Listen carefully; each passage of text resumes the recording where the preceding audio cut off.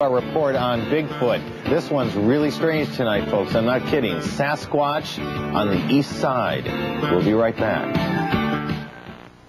Find on the east side. Classy homes, expensive cars, Sperry topsiders.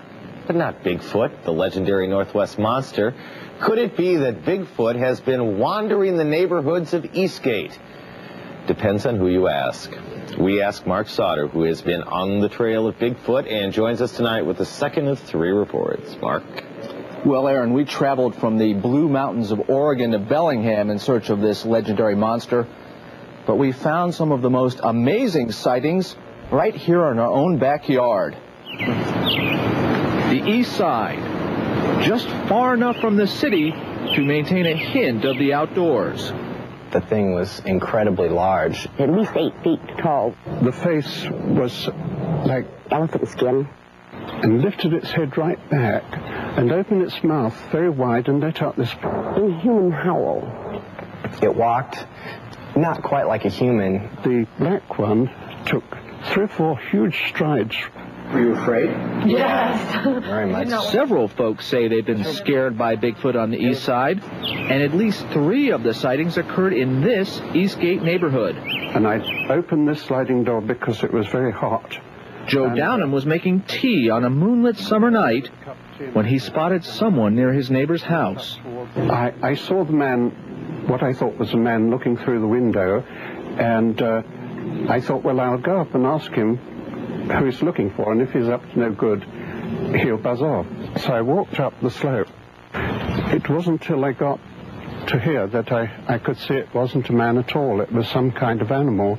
It was standing taller than the window, which is 7.5 feet from the ground, and stooping and looking into the bedroom.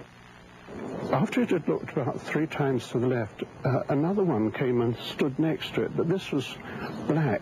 It was covered with a much cleaner, glossy-looking fur than the brown one.